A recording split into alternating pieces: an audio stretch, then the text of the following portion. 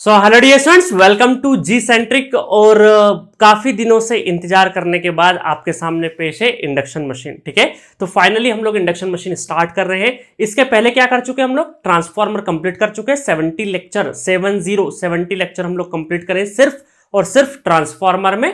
और डीसी में हम लोगों ने 57 लेक्चर अभी तक कंप्लीट करे हैं। और 57 लेक्चर मिला के जो ओवरऑल हमारा इलेक्ट्रिकल मशीन में जो क्वेश्चन हो चुके हैं, न्यूमेरिकल हो चुके हैं, 141 न्यूमेरिकल कंप्लीट कर चुके हैं। ठीक है, अब बहुत सारे स्टूडेंट का क्वेरी था सर डीसी मशीन क्या कंप्लीट हो गया? यस, कंप्लीट हो चुका है डीसी मशीन, उसमें और कोई भी कॉन्सेप्ट बाकी नहीं है। बट मेरी तरफ से 3-4 लेक्चर में और अच्छे क्वेश्चन वाले, जो कुछ बहुत अच्छे एडवांस लेवल के जो क्वेश्चंस होते हैं उन क्वेश्चंस को करवाऊंगा, कुछ वेरिएशन कवर करूंगा।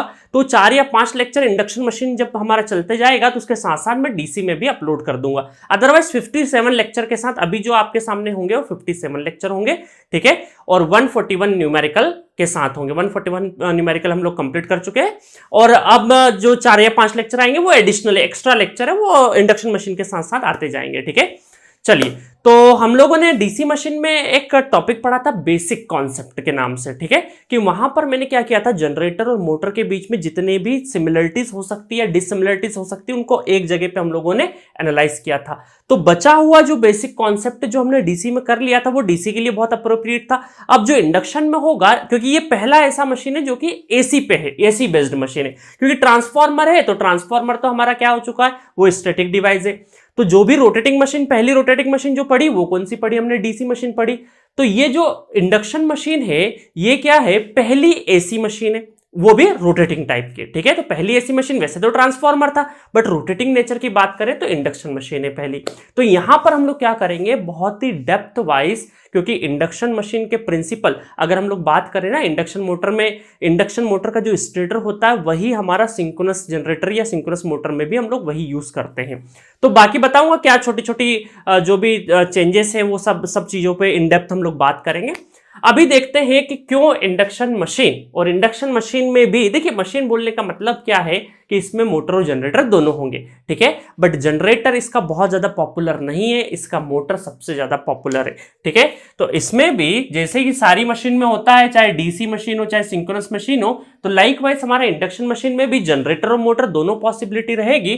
बट इसका जो जनरेटर है बहुत ज्यादा यूज नहीं होता है, कहीं कहीं पे प्रैक्टिकल एप्लीकेशन है उसके, बट बहुत वाइडली यूज नहीं है। ठीक है, जनरेशन के लिए तो बिल्कुल भी यूज नहीं करते इंडक्शन जनरेटर को हम लोग।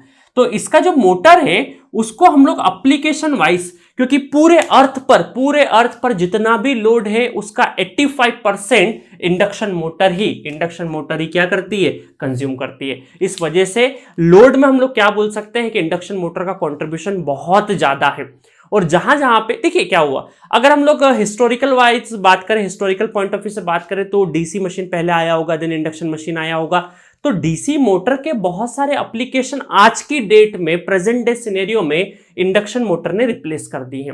क्यों रिप्लेस कर दिए? उसका एक रीजन सीधा सीधा है कि डीसी मशीन देखा हम लोगों ने, कंस्ट्रक्शन बहुत ही टफ है उसका, मतलब बहुत ही ज्यादा मेंटेनेंस है, आर्मेचर रिएक्शन है, कम्यूटेशन प्रॉब्लम है, बहुत सारे मेंटेनेंस प्रॉब्लम है। ठीक है, और उसकी वजह से उसकी इफिशिएंसी भी काफी डाउन हो जाती है। तो डीसी मशीन कहीं ना कहीं, या डीसी मोटर की बात करें तो डीसी मोटर कहीं ना कहीं हाई मेंटेनेंस की वजह से बहुत ही ज्यादा, दो चीजें, हाई मेंटेनेंस भी है उसमें और कंस्ट्रक्शन भी उसका काफी कॉम्प्लेक्स कंस्ट्रक्शन है compare to the induction motor. ठीक है, देखा हम लोगों ने कंस्ट्रक्शन डिटेल कितना लंबा चौड़ा, हम लोगों ने उसमें कंस्ट्रक्शन छोटी छोटी बातों को कितना ध्यान रखना पड़ता है। बट अभी हम लोग यहां पर जब इंडक्शन मोटर का कंस्ट्रक्शन देखेंगे तो बहुत ही सिंपल है। ये दो टाइप में अवेलेबल होती है, स्क्विरल केज और वाउंड रोटर। वाउंड रोटर को हम लोग स्लिप रिंग इंडक्शन मशीन बोलते हैं। इतना बेसिक्स तो आपको आई होप पता होगा। ठीक है, तो इसमें दो कैटेगरी होती है इंडक्शन मोटर में, स्क्विरल केज इंडक्शन मोटर और slip ring induction motor. Slip ring induction motor जिसको हम लोग वाउंड रोटर भी बोलते हैं, जिसमें कि ये जो स्क्विरल केज इंडक्शन मोटर है ना, ये बहुत ही सिंपलेस्ट कंस्ट्रक्शन है, इसका मेंटेनेंस सबसे कम है और साथ ही साथ ये काफी रिलायबल भी है, मतलब इंडक्शन मोटर में अगर हम लोग प्रॉपर अलग, अगर हमारी सप्लाई आ रही है, सप्लाई साइड और सप्लाई और लोड बहुत ही प्रॉपर वे में अपनी अपनी लिमिट के अंदर अगर चल रहे हैं तो सालों साल तक इंडक्शन मोटर खराब नहीं होती है आपकी। ठीक है, तो हाईली रिलायबल है, लेस मेंटेनेंस है। सो कंस्ट्रक्शन वाइज भी क्या है, स्क्विरल केज इंडक्शन मोटर और स्लिप रिंग इंडक्शन मोटर दोनों का ही construction compare to the DC तो काफी सिंपलेस्ट है। और अगर मैं मोटर में भी टाइप्स की बात करूं तो ये वाला जो है स्क्विरल केज इंडक्शन मोटर ये और भी ज्यादा सिंपल है compare to the slip ring induction motor. ठीक है, वाउंड रोटर या slip ring induction motor detail version आगे चल के पढ़ाएंगे। ठीक है, कंस्ट्रक्शन में बहुत डिटेल में पढ़ेंगे हम लोग। तो इस वजह से इंडक्शन मोटर बहुत ही ज्यादा पॉपुलर हुई है।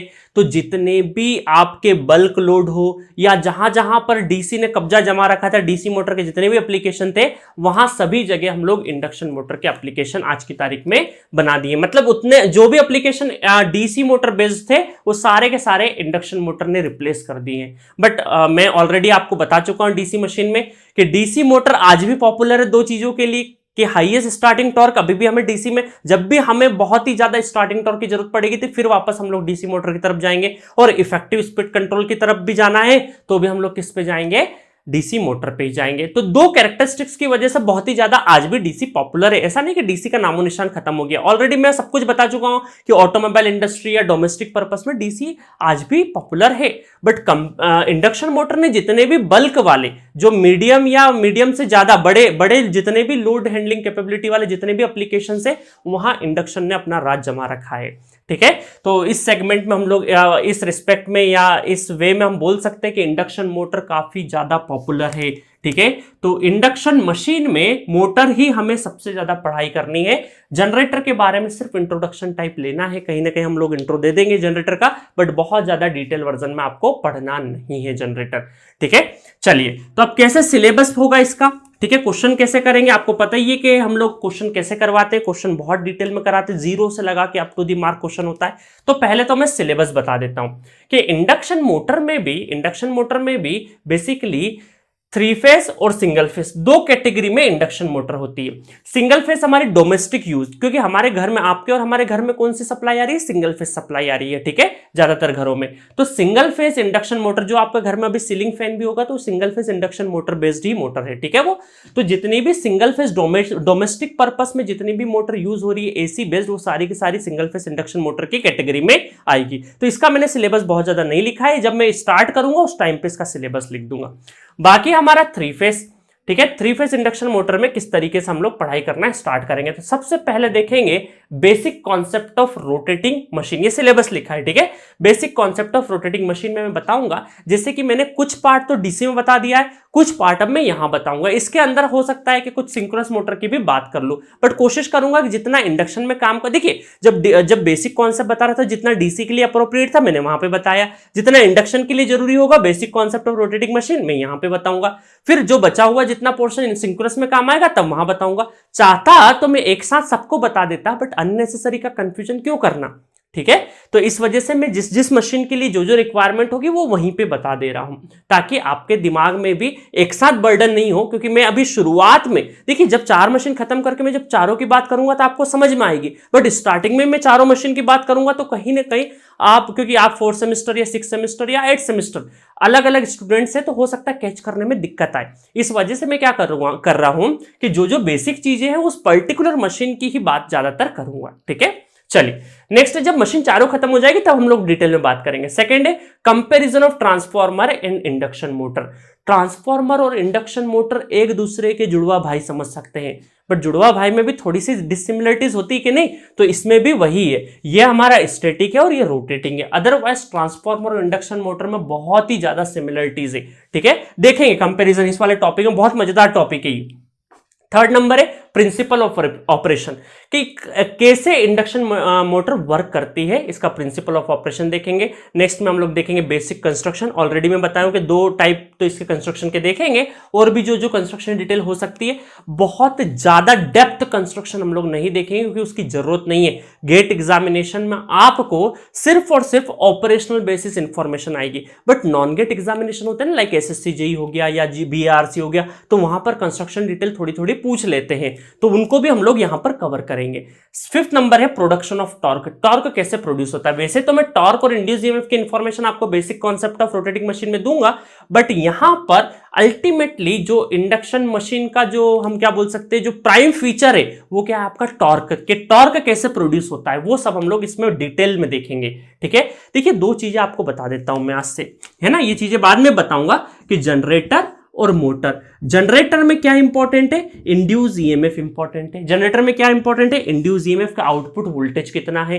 ठीक है, और मोटर के लिए क्या इंपॉर्टेंट है? टॉर्क एंड स्पीड इंपॉर्टेंट है, टॉर्क एंड स्पीड। और अभी हम क्या पढ़ रहे हैं? इंडक्शन मोटर पढ़ रहे हैं, मोटर पढ़ रहे हैं, इस वजह से हमने प्रोडक्शन ऑफ टॉर्क को बहुत डिटेल में डिस्कस करेंगे। ठीक है, चलिए नेक्स्ट है हमारा relative speed in stator and rotor fed. देखिए रोटर फेड एक यूनिक मोटर है जिसमें हम लोग रोटर साइड से सप्लाई देते हैं, तो बहुत सारे स्टूडेंट यहां पर बहुत दिक्कत करते हैं। तो यहां पर मैं स्टेटर फेड और रोटर फेड में क्या क्या डिससिमिलरिटीज होती है और क्या क्या सिमिलरिटीज होती है, तो वो सब चीजें यहां पर मैं आपको 6 वाले पॉइंट में दे दूंगा। ठीक है, बहुत डेप्थ आपको जरूरत नहीं रोटर फेड इंडक्शन मोटर जानने की, बट जितनी आपको काम की जरूरत है वो सारी की सारी मैं यहां पर डिस्कस कर दूंगा। सेवंथ है इक्विवेलेंट सर्किट। ये सबसे इंपॉर्टेंट है क्योंकि असल में मोटर का इलेक्ट्रिकल इक्विवेलेंट तो हमारे काम का है, क्योंकि वी आर इलेक्ट्रिकल इंजीनियर। तो हम लोग क्या बोल सकते हैं कि इक्विवेलेंट सर्किट में जब इलेक्ट्रिकल इक्विवेलेंट सर्किट बनाएंगे उसको एनालाइज भी करना पड़ेगा।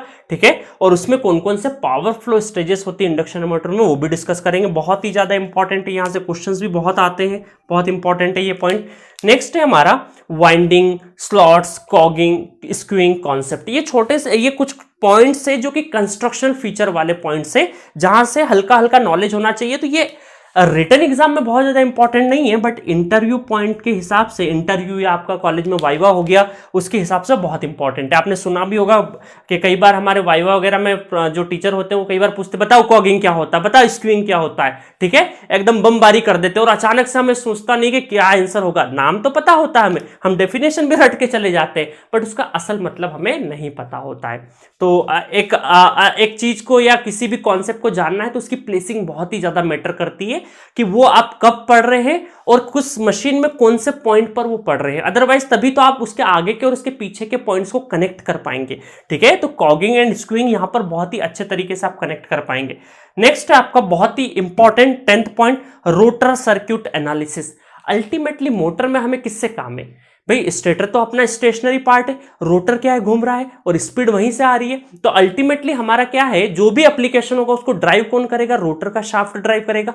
तो रोटर सर्किट बहुत ही ज्यादा इंपॉर्टेंट है अगर हम लोग मोटर पढ़ रहे हैं तो।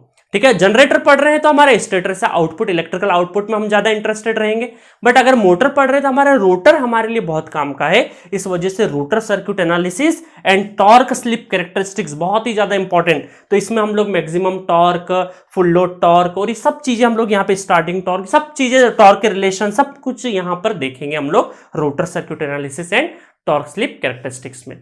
ठीक है, नेक्स्ट पॉइंट है 11th पॉइंट। 11th पॉइंट है, देखिए गेट एग्जामिनेशन के हिसाब से 11th पॉइंट बहुत ज्यादा मैटर नहीं करता है, बट आपको नॉलेज होना चाहिए, क्योंकि कुछ चीजें ऐसी होती है जो रिटन एग्जाम में बिल्कुल क्वेश्चंस वाइज तो नहीं आती है, बट उसका नॉलेज थोड़ा बहुत रहेगा तो आपको ओवरऑल आपका ऑब्जर्वेशन लेवल पे या फिर इमेजिनेशन लेवल पे मशीन के प्रति और इंटरेस्ट जागता है आपका। ठीक है, तो टेस्ट और सर्कल डायग्राम भी वैसे ही पॉइंट्स है जो कि एग्जाम में डायरेक्टली तो बहुत ज्यादा यूज नहीं होते, बट ये आना चाहिए आपको। ठीक है, चलिए फिर 12th पॉइंट है कि हार्मोनिक एनालिसिस एंड क्रॉलिंग। ये भी बहुत सारे स्टूडेंट कॉगिंग एंड क्रॉलिंग का दोनों का पेयर एक ही साथ पढ़ लेते हैं, बट दोनों के जो कॉन्सेप्ट है कॉगिंग के और क्रॉलिंग के, इसके जो कनेक्टेड पॉइंट है वो यहां पर इसकी प्लेसिंग सही रहेगी और क्रॉलिंग की प्लेसिंग कहां रहेगी? हार्मोनिक्स के साथ रहेगी। ठीक है, क्यों रहेगी? जब आप डिटेल वर्जन में पढ़ोगे तब आपको रियलाइज हो जाएगा कि क्रॉलिंग हम लोग हार्मोनिक्स के साथ क्यों पढ़ते हैं।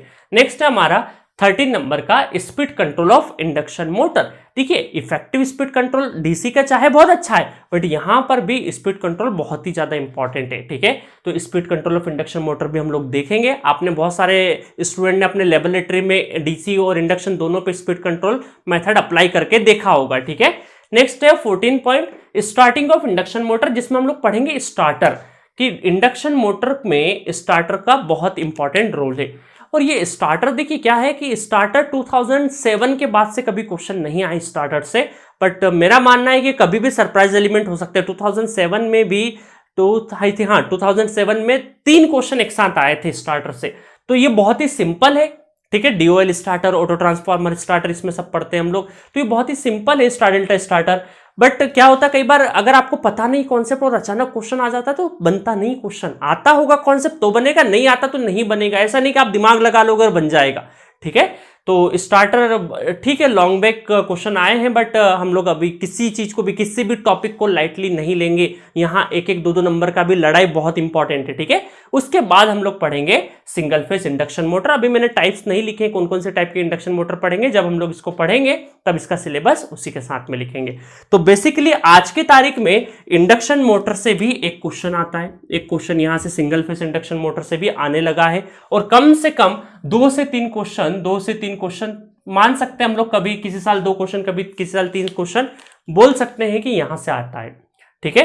तो ओवरऑल 3 to 4 या 5 मार्क्स तक भी पूछा जाता है। तो हम लोग बोल सकते हैं 3 से लगा के 5 मार्क्स का वेटेज रखता है पूरा का पूरा इंडक्शन मशीन, ठीक है। ओवरऑल मशीन का जो वेटेज है वो कितना है आपका 12 नंबर है। 12 से 13 नंबर, 11, 12, 13 की रेंज में फॉल करता है। और उसमें भी इंडक्शन मशीन का जो इंपॉर्टेंस है वो 3 to 5 मार्क्स है। बट इंडक्शन मोटर का जो वेटेज है वो दूसरी एग्जाम्स के लिए भी बहुत ज्यादा है। चाहे देखिए, वैसे तो पूरा इंटायर मैं आपको कितनी बार बता चुका हूं कि इलेक्ट्रिकल मशीन, आपको अगर गेट के अलावा जितने भी एग्जाम लिखने हिंदुस्तान में, 4 सब्जेक्ट आप पक्के कर लीजिए। मशीन, पावर सिस्टम, मेजरमेंट और नेटवर्क, ये 4 सब्जेक्ट अगर आते हैं तो आपका किसी भी कोई भी एग्जाम उठा के देख लीजिए, उसका 60 to 70% सिलेबस कवर हो जाएगा आपका, ठीक है। बाकी छुटपुट जो छोटे छोटे टॉपिक्स होते हैं वो बहुत ज्यादा मायने नहीं रखते, बट ये 4 टॉपिक बहुत ज्यादा मायने रखते हैं। तो कोई भी ऐसा स्टूडेंट इस वीडियो को सुन रहा होगा जो कि नॉन गेट एग्जामिनेशन बहुत टाइम से अगर गेट की प्रिपरेशन कर भी रहा होगा और बहुत सारे 2-3 ड्रॉप हो गए होंगे उसके, तो अगर वो नॉन गेट एग्जामिनेशन की भी तैयारी कर रहा है तो 4 सब्जेक्ट पे बहुत ज्यादा फोकस करे, ठीक है गाइस। चलिए, तो इस तरीके से सिलेबस की मैं डिटेल बता चुका हूं, कौन सा पॉइंट कब पढ़ेंगे हम लोग, कैसे पढ़ेंगे, बहुत ही डिटेल वर्जन में हम लोग पढ़ाई कर रहे हैं। ऑलरेडी हमारे इलेक्ट्रिकल मशीन के 70 + 56 आप लेक्चर गिन लीजिए। आई थिंक 125 या 130 के लेक्चर के आसपास आपके लेक्चर कंप्लीट हो चुके हैं। अब इंडक्शन की जर्नी स्टार्ट होगी और जल्द, बहुत ही खूबसूरत मशीन है, बहुत ही मजेदार मशीन है, ठीक है। और ये मशीन कंप्लीट होते से ही हम लोग क्या स्टार्ट करेंगे, सिंक्रोनस मशीन स्टार्ट करेंगे। तो आप लोगों ने बहुत ही पेशेंस रखा है, बहुत सपोर्ट किया है, ठीक है। तो ये पेंडेमिक वाली सिचुएशन है, आप भी घर में रहिएगा, ज़्यादातर कोशिश करिएगा कि जब देखिए क्या होगा कि जैसे लॉकडाउन अगर खुल रहा है तो लॉकडाउन में भीड़ नजर आएगी बाहर आपको सड़कों पर, और भीड़ जब आती है ना तो हमारा हौसला बढ़ जाता है। पहचान खो जाती है, बट भीड़ जैसी होती है तो हमारा हौसला बढ़ जाता है और हमें ये लगने लगता है कि ठीक है, इतनी भीड़ चल रही तो हमें भी क्या होगा। ऐसा बिल्कुल नहीं समझना। सो प्लीज आपसे रिक्वेस्ट है कि प्लीज भीड़ का हिस्सा नहीं बनिए। कोशिश करिए कि कम से कम घर से निकलना हो, आपको कुछ जरूरी चीजों के लिए निकलना हो। और प्लीज अब आपके आसपास जितने भी जरूरतमंद लोग हैं, आप में जितनी भी कैपेबिलिटी हो, ऊपर वाले ने जितनी भी दी हो, उस क्षमता से आप काम करिए, उनकी हेल्प करिए, ठीक है।